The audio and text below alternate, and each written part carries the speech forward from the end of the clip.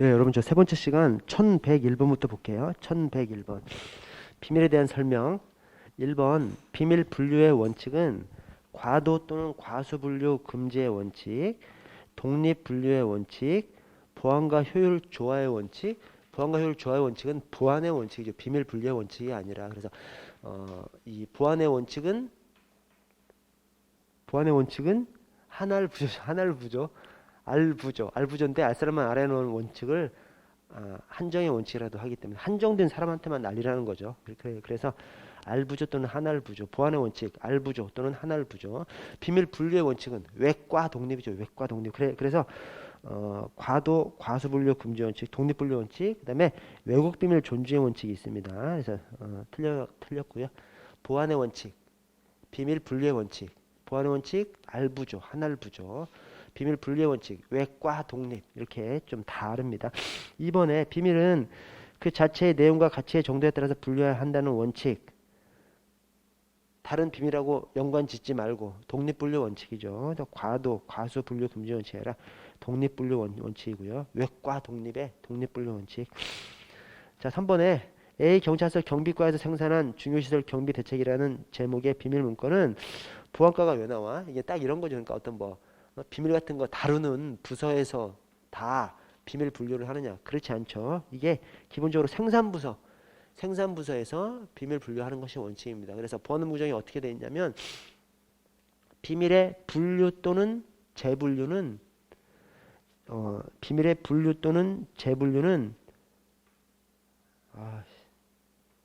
비밀의 분류 또는 재분류 생산하거나 관리하는 부서에서 그래서 비밀의 분류 생산부서에서 재분류 관리부서에서 그렇게 됩니다. 그래서 비밀의 분류 생산부서 여기서 생산부서가 경비과에서 생산했으니까 경비과에서 비밀을 분류해야죠. 자, 1102번 비밀에 대한 설명 중 가장 적절한 것은 1번 특수경과 근무자는 보직 발령과 동시에 2급 비취권을 인가받은 것으로 합니다. 그래서 우리 경찰 공무원은 임용과 동시에 3급 비취권을 가지는데 3급 비밀 취유권을 가지죠. 근데 조금 중요한 부서에 근무하면 중요한 부서 임용을 받으면서 중요한 부서 발령을 받으면서 2급 비취권을 인가받은 것으로 합니다. 인가받은 것으로 의제되는 것이죠. 근데 그 중요한 부서 안에 여기 특수경과, 정보통신 항공경과가 다 들어가 있어요. 정보통신 항공경과가 다 들어가 있어서 특수경과 근무자 2급 비취권을 인가받은 것을 한다. 맞고요. 자, 이번에 1급 비밀과 2급 비밀은 구분된 관리번호를 사용해서 동일 관리 기록부를 사용할 수 있다. 아까 1급 비밀은 따로죠. 무조건 1급 비밀 무조건 따로, 무조건 금고에. 1급 비밀 관리 기록부도 무조건 따로예요. 1급 비밀 무조건 따로, 1급 비밀 관리 기록부도 무조건 따로입니다. 그래서 따로 만들어야 됩니다. 3번에 비밀 열람 기록전은 그 비밀의 생산기관이 첨부하며 비밀을 파기할 때 비밀과 함께 파기해요? 아니죠. 비밀을 파기할 때 비밀 열람 기록전은 따로 보관합니다. 왜 그래? 비밀이 파기된 다음에도 그 비밀이 새나가서 문제가 터질 수가 있거든요. 그러면 뭐부터 따져봐야 돼? 비밀 열람 기록전부터 따져봐서 누가 이 비밀을 받는지 그 사람들을 통해서 나간 거죠. 그래서 거기서부터 추적해야 되기 때문에 비밀 열람 기록전은 비밀을 파기한 뒤에도 얼마 동안? 5년간 보관하는 것을 원칙으로 합니다. 자, 4번에 비밀관리기록부, 비밀접수 및 발송대장 등등등 각종 기록부는 끝에 3년이 아니라 5년으로 다 통일시켜 버렸어요. 다만 서약서는 인가 해제 시까지 보관하죠. 서약서는 인가 해제 시까지 보관하고 나머지는 다 그냥 5년간입니다. 5년간. 서약서만 인가 해제 시까지. 나머지는 다 5년간 보관합니다. 1103번 보안 업무에 관한 설명으로 가장 적절하지 않은 것은 3번에 비밀의 등급은 경무과에서 일괄 결정하는 어느 한 곳에서 경무과건, 보안과건, 정보과건 이렇게 어느 한 부서에서 일괄 결정하는 것이 아니라 생산부서에서 일괄 결정합니다. 그래서 보안 업무 규정이 어떻게 적혀있냐면 거기 해설처럼 비밀의 등급은 생산 또는 관리하는 부서에서 결정합니다. 이게 보안 업무 규정에 비밀의 분류 또는 재분류는 생산 또는 관리하는 부서에서. 그래서 비밀의 분류는 생산부서에서, 재분류는 관리부서에서 그렇게 하도록 되어 있는 겁니다. 비밀의 분류 또는 재분류는 생산 또는 관리하는 부서에서. 그래서 비밀의 분류가 생산부서에서, 재분류를 관리부서에서 하도록 되어 있습니다. 자, 1104번 넘어가고 1105번 보안업무 규정상 비밀보호. 자, 3번에 검찰총장, 국정원장, 경찰청장은 1급 비취 인가권자와 1급, 2급 비밀 소통용 암호자재 취급 인가권자에 해당한다. 우리 경찰 안에는 1급 비취 인가권자가 아예 없어요. 그래서 우리 경찰청 안에는 1급 비취 인가권자는 없고 2급 및 3급 비취 인가권자로서 경찰청장, 시도청장, 경찰서장이 다 2급 및 3급 비취 인가권자입니다. 1급 비취 인가권자는 장관급 이상만이기 때문에 경찰청장은 해당하지 않습니다. 1106번 보안업무규정에 대한 설명으로 가장 적절하지 않은 것은, 자, 4번에 공무원 또는 공무원이었던 사람은 어떠한 경우에도 소속 기관장이나 소속대원 등 기관장의 승인 없이 비밀을 공개해서는 안 된다. 어떤 경우에도가 아니라 법률에서 정하는 경우를 제외하고는입니다. 오케이? 그 예외가 있고, 자, 그 다음에 제가 암기문구로 적어 놓은 것이 열반소 공중이 있거든요. 열람 반출은 소속 기관장이 나오고, 공개는 중앙행정기관장이 나오죠. 근데 여기 공개인데 소속 기관장이 나오죠. 그래서 여러분 다음 페이지를 보시면, 다음 페이지 1107번에 4번 중앙행정기관 등의 장은 그 아래 그가 생산한 비밀을 그때 보안심사위원회 심의를 거쳐 공개할 수 있다. 다만 1급 비밀의 공개에 관해서는 국정원장과 미리 협의해야 되고요. 그래서 기관이 공개하는 것은 중앙행정기관장. 오케이? 대신 공무원이 공개하려면 소속기관장 승인을 얻어서.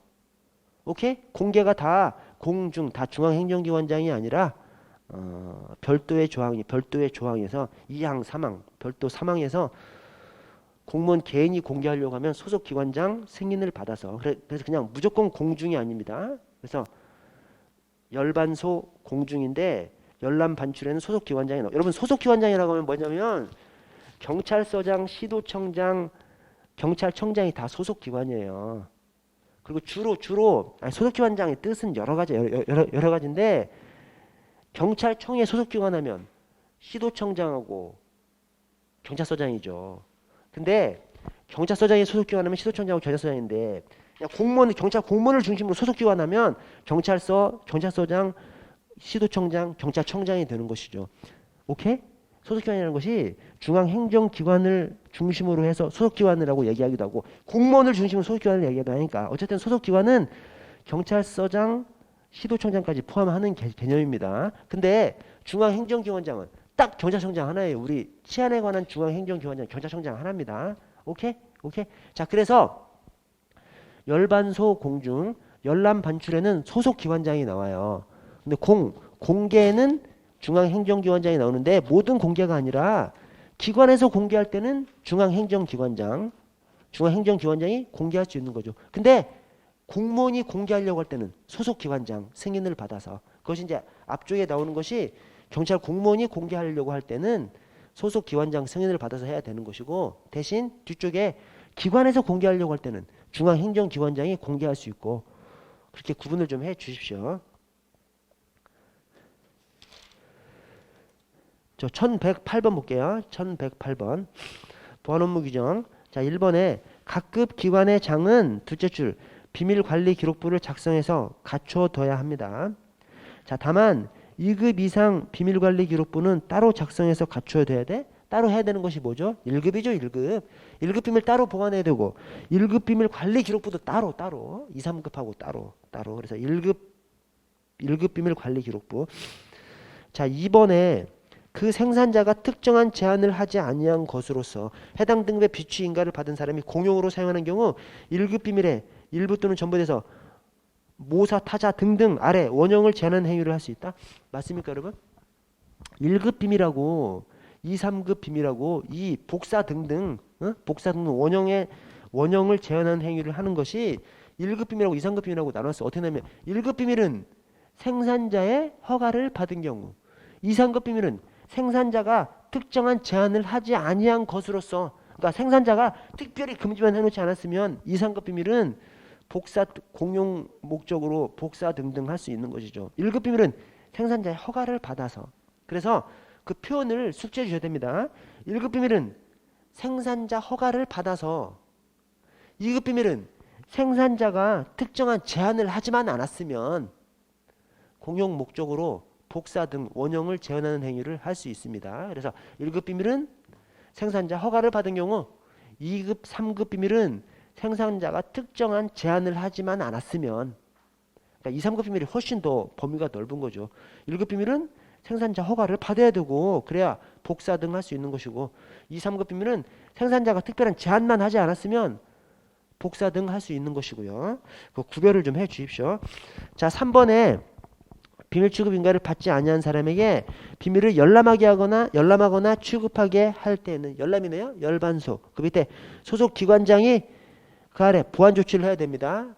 열람, 반출, 소속 기관장이 나옵니다. 그래서 소속 기관장 보완 조치를 해야 되고요. 다만 1급 비밀의 보완 조치에 관해서는 국정원장과 미리 협의해야 되고요. 자, 4번에 각급 기관장은 끝에 국정원장 승인하에 끝에 사본을 제작해서 보관할 수 있다. 이 사본 제작하는 거, 이게 원형을 제한하는 행위죠. 원형을 제한하는 행위는 어떻게 되어 있냐면, 저 오른쪽 해설을 보시면 제1항의 단서에 따라요. 여기서 말하는 제1항이 1급 비밀은 생산자 허가를 받아서, 2급 및 3급 비밀은 생산자가 특별히 제한을 가하지 아니한 경우에 공용의 목적으로, 이겁니다. 이거. 그래서 이 사본을 제작하는 거, 원형을 제한하는 행위를 하는 거, 1급 비밀은 생산자 허가를 받아서, 2, 3급 비밀은 생산자가 특별한 제한을 하지 아니한 경우로서 공용의 목적으로. 오케이? 그렇게 구분해 주십시오. 그래서 4번 첫줄 끝에 국정원장 승인하가 아닙니다. 1급 비밀은 생산자 허가를 받아서, 2급 비밀은 생산자가 특별한 제한을 하지 아니한 경우로서 공용의 목적으로. 1109번 볼게요. 보안업무 규정상 비밀 보호. 자, 1번에 1급 비밀은 그 생산자 허가를 받은 경우에도 모사, 타자 등등 그 원형을 제한하는 행위를 할 수 없다? 할 수 있죠. 1급 비밀은 생산자 허가를 받은 경우, 2, 3급 비밀은 생산자가 특정한 제한을 하지 아니한 경우로서 공용의 목적으로 할 수 있습니다. 그래서 1급 비밀하고 2, 3급 비밀하고 서로 다르게 규율이 되어 있습니다.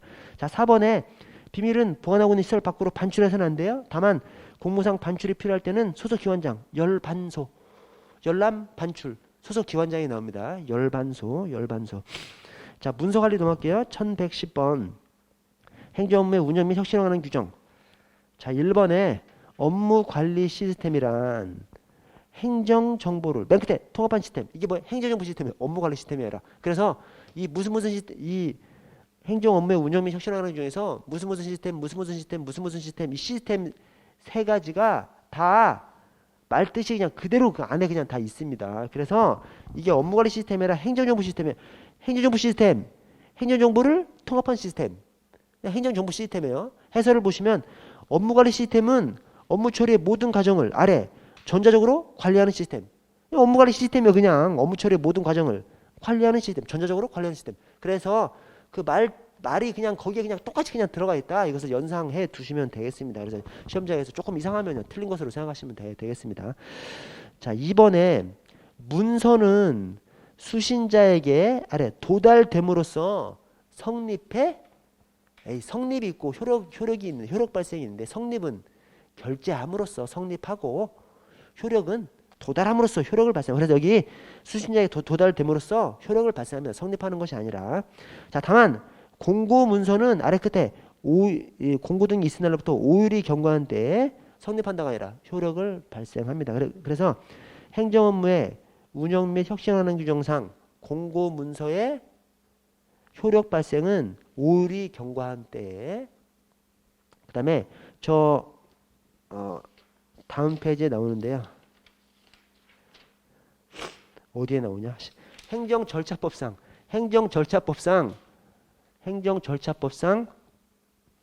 공시송달, 행정절차법상 공시송달은 14일이 지난 때, 14일이 지난 때. 자, 넘어가서 그래서 행정 업무 운영 및 혁신의 규정상 공고 문서는 5일이 지난 때, 행정 절차법은 14일이 지난 때. 왜 그래? 행정 절차법에서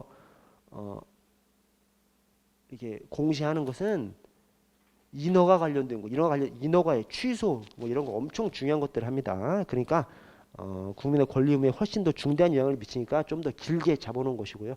대신 여기 행정업무 운영 및 혁신하는 규정상 공고 문서는 뭐 아무것도 별거 아닌 것들, 뭐 어디 뭐 공사 언제 시작한다 뭐 이런 것들이기 때문에 별거 아니니까 그냥 5일이 경과한 때 효력을 발생합니다.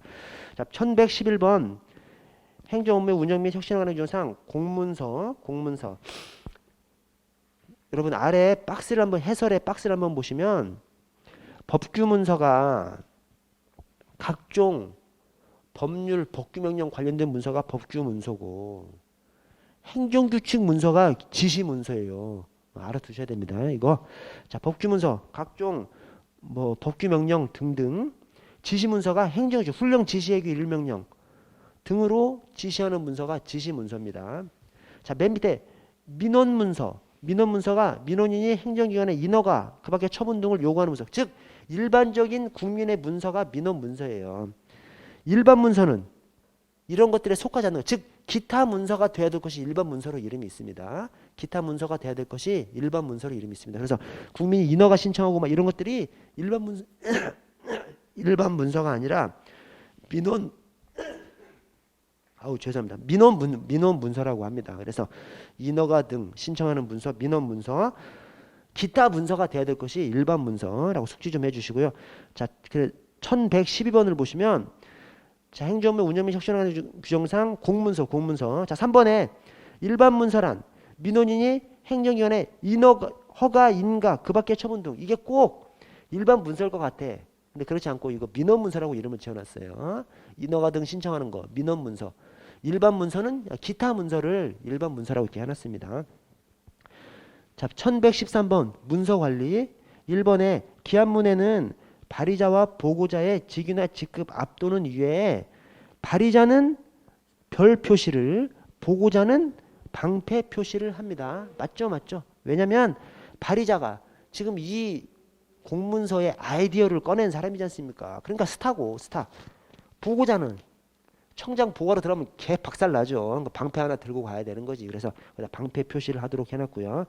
자, 2번에 문서는 수신자에게 도달됨으로써 효력을 발휘합니다.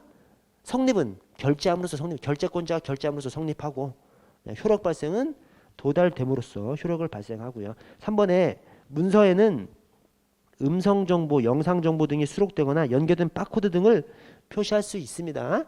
옛날이 아니에요. 요즘 막 세상이 엄청 발전해가지고 막 우리 공문서 안에도 뭐 QR코드도 들어가고 막 URL도 들어가고 막 다 할 수 있게끔 해놨습니다. 그래서 영상정보, 음성정보 다 바코드 같은 거 다 표기할 수 있고요. 자, 4번에 관인은 청인하고 직인으로 나눠집니다. 청인하고 직인. 자, 관인은 행정기관 명의로 발신하거나 교부하는 문서에 사용하는 청인. 그 다음에 기관장이나 보조기관 명의로 발신하거나 교부하는 직인. 그래서 예를 들어서 경찰서장은 직이잖아요. 직. 경찰서는 기관이고요. 그래서 경찰서 명의로 하는 것이 청인, 경찰서장 명의로 하는 것이 직인입니다. 그래서 주로 이 청인으로 하는 것이 소천심사위원회 같은 합의제 행정기관은 청인을 쓰고 그냥 도기명 조직은 직인을 많이 쓰고 그렇습니다. 그래서 청인, 기관 명의로, 직인, 그 기관장 명의로, 기관장이 직이잖아. 직위가 기관장이잖아요. 그래서 청인, 기관 명의로, 기관장 명의로 하는 것이 직인. 그래서 반대로 해서 틀렸고요. 자, 1114번. 행정업무 운영 및 혁신에 관한 규정상 공문서의 성립 및 효력 발생 시기. 자, 1번에 문서는 결제권자가 해당 문서에 서명의 방식으로 결제함으로써 성립하죠. 그래서 결제권자가 결제하면 문서 성립하고요. 효력 발생은 도달함으로써 효력을 발생하고요. 그래서 2번에 수신자에게 도달됨으로써 효력을 발생합니다. 자, 4번에 공고 문서는 그 문서에서 효력 발생 시기를 구체적으로 밝히고 있지 않으면 고시 또는 공고 등이 있은 날부터 10일이 아니라 5일이 경과한 때 효력을 발생합니다. 그 근데 해설을 보시면 해설에 행정절차법상 공시송달은 14일이 공고일부터 14일이 지난 때 효력이 발생합니다. 왜 그래? 행정절차법상 공시송달은 뭐 인허가 취소하고 뭐 엄청 큰 불이익을 주는 것도 섞여 있기 때문에 국민한테 예고 기간을 좀 길게 둬야 되는 것이죠. 그래서 그것은 14일 길게 이렇게 둔 것입니다. 1115번 공문서 1번 공문서란 행정기관에서 공문상 작성하거나 시행하는 문서를 말하며 행정기관에 접수한 문서는 공문서에 포함되지 않는다. 접수했으면 공문서죠.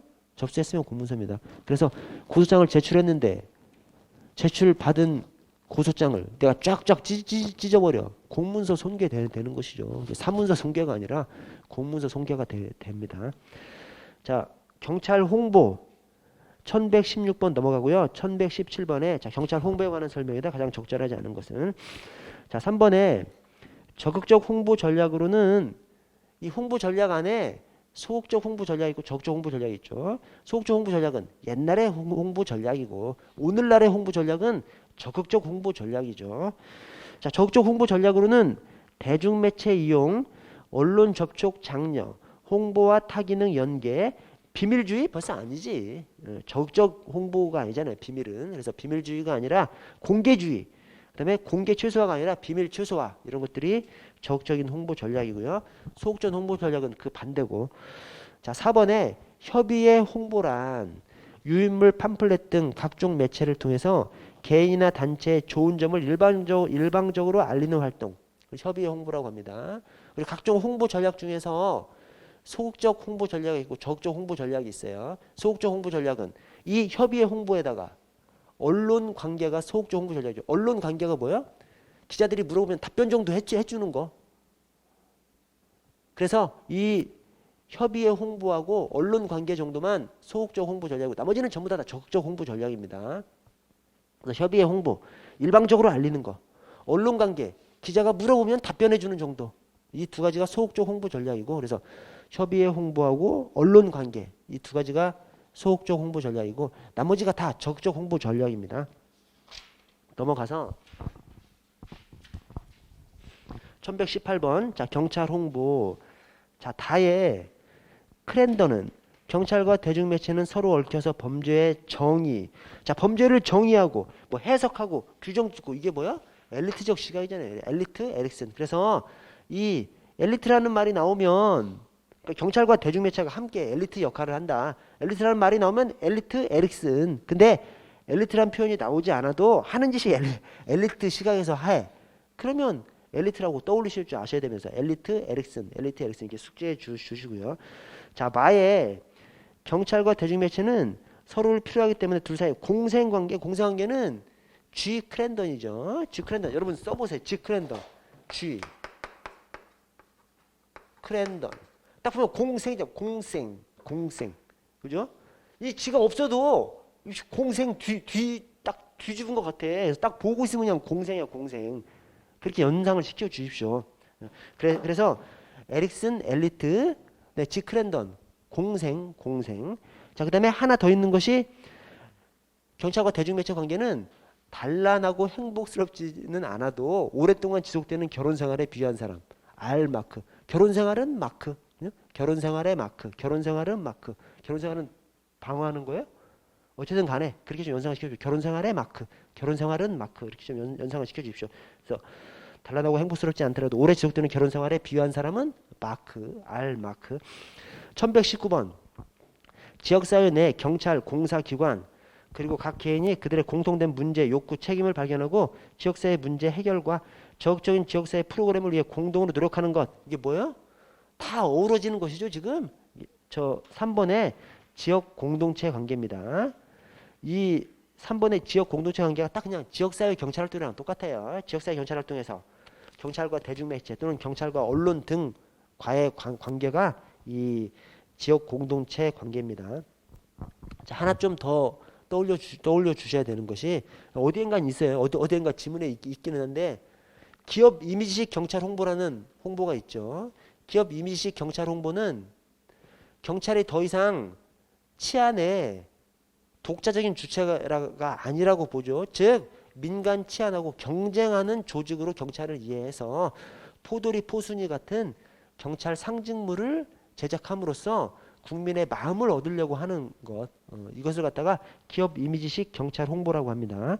경찰이 더 이상 독점적 치안기구가 아니라는 전제하에서 민간 치안기구하고 경쟁해서 이겨내려고 하는 것이 기업 이미지식 경찰 홍보입니다. 그 점 숙지해 주시고. 자, 1122번에 자, 보도 관련 용어. 자, 1번에 이슈 해놓고 기사 내용을 요약해서 한두 줄 정도로 간략하게 쓴 글. 이게 뭐냐면 기사에 큰 제목이 있죠. 근데 그 기사가 막 길게 나가면 중간중간에 좀 굵게 해서 딱 앞쪽에 좀 한 줄 이렇게 딱 써놓은 것들이 있어요. 그걸 갖다가 리드라고 합니다. 리드. 이끄는 표현이죠. 이끄는 표현. 리드. 그걸 리드라고 하고, 이슈는 논쟁이나 갈등의 요인이 되는 관심거리, 사고, 현재 이슈가 되는 거, 현재 관심거리가 되는 거, 현재 핫한 거, 이게 이슈죠. 현재 핫한 거, 현재 관심거리가 된 거, 이것이 이슈고, 기사 내용이 길게 나갈 때 중간중간 요약해서 한 줄로 딱 써놓는 거, 이것은 리드라고 합니다. 리드. 자, 데드라인, 기사 마감 시간, 데드라인. 이 기자들이 기사 마감 시간 되면 막 엄청 예민해지죠. 그래서 기사 마감 시간에 기자들을 막 찾아가지고 뭐 부탁하고 그러면 멍청한 새끼입니다. 멍청한 새끼. 시간이 오후 늦게가 이제 마감 시간이거든요. 그래서 기자들한테 뭐 할 얘기가 있으면 오전에 가서 얘기를 해야 되는 거죠. 아니면 오후 바로 시작할 때라든가 기자들한테 뭔 얘기하려고 그러면서 오후 한 4시, 5시 가서 얘기하면 진짜 막 기자들이 막 머리가 삐쭉삐쭉. 왜냐?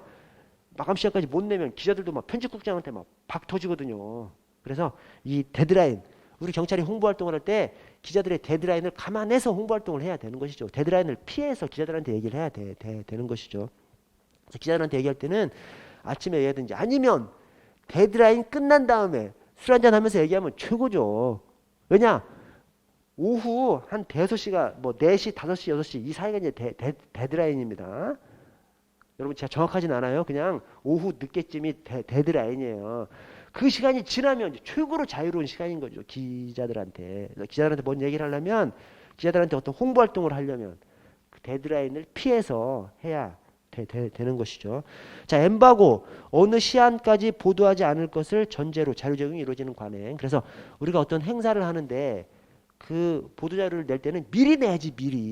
미리 내야 기자들이 딱 본 다음에 추려놔요. 아, 이런 것들은 좀 내야겠다. 그래서 딱 행사한 다음에 내면 읽어보면서 그냥 시간이 지나가 버려가지고 기사가 안 나오죠. 그래서 미리 내면서 몇 월 몇 시부터 사용해달라 이렇게 하면서 내는 것이 엠바고입니다. 엠바고. 어느 시간까지 보도하지 마라. 이 말은 곧 어느 시간 이후에 보도하라는 거잖아요. 자, 오프 더 레코드, 보도하지 않을 것을 조건으로 자료나 정보를 제공하는 거. 오프 더 레코드. 이것은 보도하면 안 돼요 라고 하면서 얘기하는 거죠. 그러나 보도하면 안 돼요 라면서 얘기하는데 그 내용이 중요해? 다 보도가 되죠. 당연하죠. 그래서 기자들이랑 상대를 할 때는 조심해야죠. 왜냐면 기자가 나빠서가 아니라 그 보도하는 것이 기자의 생명이자 임무지 않습니까? 근데 그것을 뭐 당연히 우리끼리 술 먹다 얘기했으니까 보도하지 않을 거라고 말도 안 되는 거죠. 자, 1123번 둘째 줄 중간에 정정보도를 청구할 수 있는 기간 안날로부터 3개월 이내, 이튿날로부터 6개월 이내입니다. 그래서 여러분 이 언론 중재 관련해서 정정보도 청구, 반론 보도 청구, 추후 보도 청구, 그 다음에 조정과 중재가 있습니다. 자, 여러분 이 정정보도 청구, 반론보도 청구, 추후보도 청구는 누구한테 하는 거예요? 언론사 등 또는 언론사 등의 대표자한테 하는 겁니다. 이것은 언론사 등 또는 언론사 등 대표자한테 하는 거예요.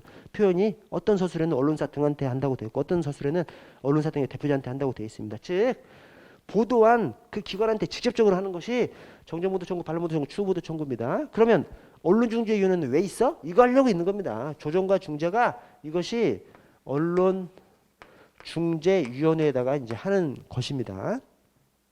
자, 그리고 정정보도 청구는 뭐고 반론보도 청구는 뭐예요? 자, 정정보도 청구는 니네 언론사에서 보도한 것이 사실과 다르기 때문에 고쳐달라고 하는 겁니다. 사실과 다르기 때문에 고쳐달라고 하는 거. 자, 반론보도 청구는 사실 여부와 상관없이 나도 할 말이 있다는 거예요. 그것이 이 반론보도 청구권입니다. 그러니까 어떤 공무원이 뇌물 받았다고 방송에 나오면 정정보도 청구권은 뭐 돈 받았다, 뭐 뇌물 받았다 이런 것이 나오고, 정정보도 청구권은 나 돈 안 받았어. 이게 정정보도 청구권입니다. 자, 반론보도 청구권은 나 돈 받았어. 그러나 그 돈이 뇌물이 아니라 정치 자금으로 받은 거야. 적법하게 정치 자금으로 받은 거야. 라고 하는 것이 이 반론보도 청구권입니다. 그래서 잘못된 사실을 고치려고 하는 것이 정정보도 청구고, 잘못된 사실하고 상관없이 나도 할 말이 있어. 나도 반박할 거리가 있어. 그것이 반론보도 청구권입니다. 주보도 청구는 형사사건 관련해서 어떤 사람이 보도가 됐어. 형사사건 관련해서 그 형사사건의 피의자 등 또는 범죄자 등으로 보도가 됐어. 근데 나중에 재판 등에 있어서 무죄 등으로 끝났어. 그러면 언론보도 난 것이 진짜 억울하지 않습니까? 거기에 대해서 내가 전에 보도된 형사사건 관련된 보도가 내가 범인이 아니라는 것을 추가로 보도해달라라고 할 수 있는 것이 이 추보도 청구권입니다. 자, 조정과 중재는 언론중재위원회에다 하는 거예요. 근데 조정은 뭐고 중재는 뭐예요? 조정은 어느 한 편에서 제기하는 겁니다. 그래서 조정을 제기해서 언론중재위원회에서 조정을 했는데 둘 중에 한쪽에서 그걸 받아들이지 않아? 그러면 무효가 돼버려요. 무효가 되고 소송으로 바로 그냥 이행돼 버립니다. 소송으로 이행 돼버리고, 그러니까 둘 다 받아들여야 되는 것이죠. 중재는 둘이 합의를 해서 언론중재위원회의 결정을 따르기로 둘이 합의를 해서 제기하는 것이 중재입니다. 그래서 중재는 중재 결정을 하면 반드시 거기서 종결되는 것이죠. 그래서 중재 결정은 확정 판결과 똑같은 효력을 가집니다. 미리 서로 따르기로 합의하고 제출하는 것이니까 그렇습니다. 자, 그리고 정정보도 청구 등 조정 등 이것의 제기 기간이 어떻게 다 3개월, 6개월이에요. 3월. 안 날로서 3월 이내, 있은 날부터 6월 이내입니다. 이것도 똑같아요.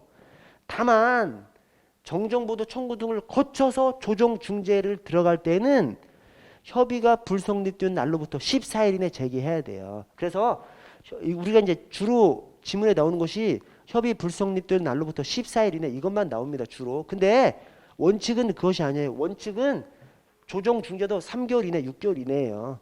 그러나 정정보도 청구 등을 거쳐서 갈 때는 협의가 불성립된 날로부터 14일 이내 제기해야 됩니다. 그래서 조정 중재는 3개월 이내, 6개월 이내, 안 날로부터 3개월 이내, 있은 날로부터 6개월 이내도 있고, 플러스해서 정정보도 청구 등을 거쳐서 갈 때는 협의 불성립된 날로부터 14일 이내, 이것도 이제 걸리는 것이고요.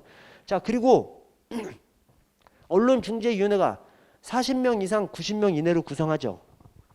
그러면 이 조정이나 중재 막 40명 이상 90명 이내가 다 모여서 조정 중재 그렇지 않고 별도로 중재부를 꾸리죠. 별도의 중재부는 5명 이내의 중재부를 꾸려서 저 조정이나 중재는 그 작은 중재부에서 그러니까 언론 관련해서 분쟁이 엄청 많으니까 이 5명 이내 중재부가 엄청 많이 있는 거죠. 엄청 많이 해놔서 언론 분쟁이 있을 때 막 다 이렇게 하는 겁니다. 그래서 언론중재위원회가 기본적으로 40명 이상 90명 이내지만 실제 조정 중재를 하는 것은 5명 이내의 중재부를 꾸려서 그 중재부에서 합니다. 자, 그래서 1123번 안날부터 3개월 이내, 이슬날부터 6개월 이내 맞습니다. 3개월, 6개월 이내. 그리고 이 3개월 이내, 6개월 이내가 정정보도 청구 등뿐만 아니라 저 조정 중재도 다 기본형이에요. 다 기본형인데 대신 조정 중재를 정정보도 청구 등을 거쳐서 조정 중재를 신청할 때에는 협의가 불성립된 날로부터 14일 이내 조정 중재를 신청해야 되고요. 자, 1124번 언론중재법. 자, 1번에 피해자가 정정보도 청구권을 행사할 정당한 이익이 없더라도 피해자 권리보호에서 해당 언론사는 정정보도의 청구를 거부할 수 없다. 이게 거부할 수 있는 예외적인 사유죠. 그래서 왼쪽 정정보도 청구권 관련해서 맨 아래 거부 사유를 보시면 왼쪽 해설의 맨 아래 거부 사유를 보시면 자, 다음 어느 하나에 해당하는 사유가 있는 경우 언론사 등은 정정보도 청구를 거부할 수 있다. 자, 1호에 정정보도 청구권을 행사할 정당한 이익이 없는 경우. 자, 2호에 명백히 사실과 다른 경우. 3호 명백히 위법한 내용인 경우. 자, 4호에 상업적인 광고만을 목적으로 하는 경우. 즉 방송 한번 더 타려고 하는 것인 경우. 그 다음에 5호에 국가 지방자치단체 또는 공공단체의 공개회의, 공개재판에 사실 보도인 경우, 이런 경우는 언론사가 잘못한 것이 없잖아요. 딱 봐도 그냥 잘못한 것이 없기 때문에 그때는 정정보도 청구를 거부할 수 있도록 그렇게 해놨습니다. 그래서 오른쪽으로 다시 보시면 1번 정정보도 청구권을 행사할 정당한 이익이 없어. 그러면 청구를 거부할 수 있고요. 자, 4번 역시 청구된 정정보도의 내용이 국가지방자치단체 또는 공공단체 공개회의, 공개재판 절차의 사실 보도에 관한 것인 경우에는 이때는 언론사가 잘못한 것이 거의 없다고 볼 수 있기 때문에 그래서 맨 끝에 정정보도 청구를 거부할 수 없다 하나 거부할 수 있는 사유입니다. 자, 1125번 언론중재법.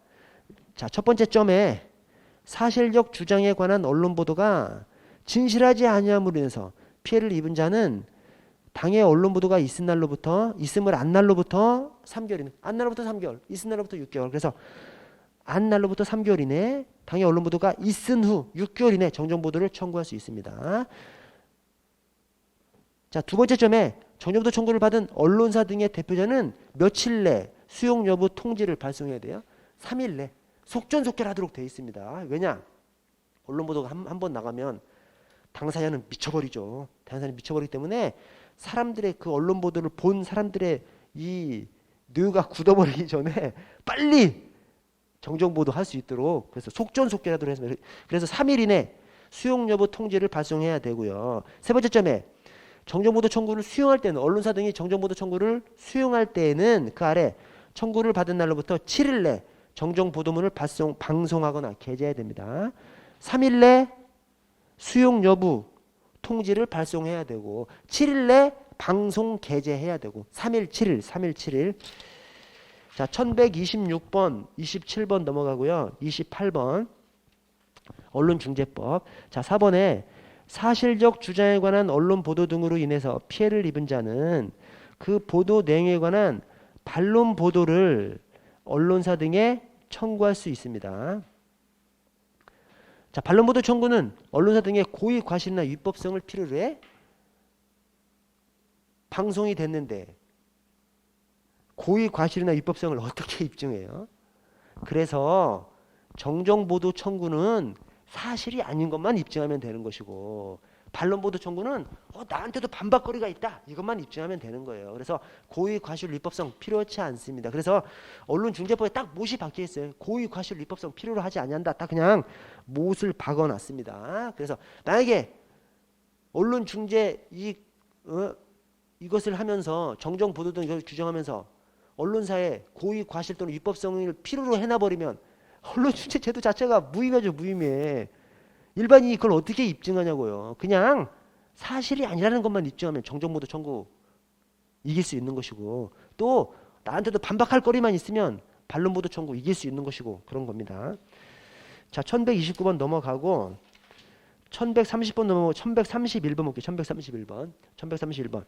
자, 경찰관이 언론사를 상대로 정정보도를 청구하려고 한다. 법률과 판례에 따를 때 옳지 않은 것은 자, 4번에 정정보도를 청구하는 경우에 그 언론사에 고의 과실이나 위법성을 필요로 하는 것은 아니다. 근데 그 언론사가 언론보도가 진실하다는 것에 대한 증명 책임을 부담한다? 이게 여러분 조금 헷갈리는데 잘 생각해 보시면 우리 시민들이 언론을 보다가 정정보도 청구 제기만 하면 언론사가 그 진실하다는 것을 증명해야 되면 언론은 어떻게 해먹습니까? 못 해먹죠. 그래서 최초 입증 책임이 어디에 있냐? 제기하는 사람한테 있는 것이죠. 그래서 피해자가 사실이 아니라는 것을 입증해야 되는 것이죠.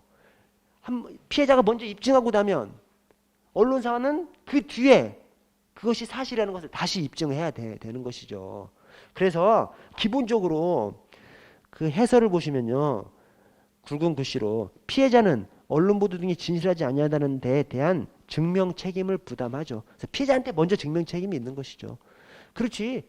언론 보도 됐는데 언론사한테 사실이라는 것을 증명할 책임이 있다면 언론사는 시민들이 막 언론사 골탕먹이려면 무조건 제기하면 언론사 그걸 다 사실이라는 것을 다 증명하면 언론사 못 해먹잖아요. 그래서 기본적으로 정정보도 청구 등 제기하는 사람이 이러이러해서 사실이 아니다 라고 입증을 해야 되는 것이죠. 그러면 거기에 대한 반박, 항변을 언론사 등에서 해야 되는 것이죠. 그래서 방향을 바꿔서 서술해서 틀린 지문입니다. 1132번 언론중재위원회. 자, 이번에 언론중재위원회는 40명 이상 90명 이내 중재위원회로 구성하고요. 중재위원은 문화체육관광부 장관이 위촉합니다. 여기다가 행안부 장관 또는 인사혁신처장 이렇게 넣으면 좀 헷갈리는데 언론, 방송 우리 정부 부처 중에서 어디서 담당해? 이 문화체육관광부 장관이 담당합니다. 그래서 언론, 방송 이런 거 문화 여기서 담당하기 때문에 문화체육관광부 장관이 위촉하고요. 자, 3번에 중재위원회에 위원장 1명, 2명 이내 부위원장, 2명 이내 감사를 두고요. 각각 중재위원 중에서 호선합니다. 맞습니다. 위원장 호선하는 사항이 호손 중국인 추죠. 호손 중국인 추의 중이 언론중재위원회입니다. 그래서 호선한다. 맞고요. 자, 4번에 위원장, 부위원장, 감사, 중재위원회 임기는 각각 2년으로 하면 한 차례만 연임할 수 있다. 한 차례만 연임할 수 있다는 맞는데 2년이 아니라 3년이죠. 삼국자 소중. 위원회 위원 임기가 통상 2년인데 삼국자 소중. 국경위, 시도 자경위, 소청심사위원회, 네, 언론중재위원회 3년입니다. 그래서 삼국자 소중 생각해 주시고요. 자, 넘어가서 34번 1134번. 자, 언론중재법. 자, 3번에 언론중재 및 피해 구제 등에 관한 법률에 따르면 출석 요구를 받은 신청인이 2회에 걸쳐 출석하지 아니한 경우 조정 신청을 취한 것으로 보고 피해 신청 언론사 등이 2회에 걸쳐 출석하지 않은 경우에는 조정 신청 취지에 따라 정정 보호 등을 이행하기로 합의한 것으로 본다. 즉 출석하지 않은 자의 불이익으로 규정시켜 버리죠. 그 횟수가 2회만 출석하지 않아. 그러면 출석하지 않은 사람의 불이익으로 그냥 규결시켜 버립니다. 그래서 맞습니다. 3번 맞고요. 자, 4번에 언론중재위원회는 40명 이상 90명 이내 중재위원으로 구성하며 위원장 1명과 2명 이내 부위원장 및 2명 이내 감사를 두는데 위원장, 부위원장, 감사 및 중재위원회 임기는 각각 3년은 맞아요? 연임할 수 없다? 한 번 연임할 수 있습니다. 여러분 우리 경찰 안에서 연임할 수 없다가 뭐만 있냐면 연임할 수 없다. 국경위 위원, 시도자경위 위원, 경찰인권위원회 위원장. 경찰인권위원회 위원은 2차례 연임할 수 있거든요. 경찰인권위원회 위원장만. 그래서 국경위 위원, 자경위 위원, 그다음에 경찰인권위원회 위원장 이것들만 연임할 수 없다예요. 나머지는 연임할 수 없다 없습니다. 여러분 저 좀 쉬었다가 정각에 시작할게요. 정각에.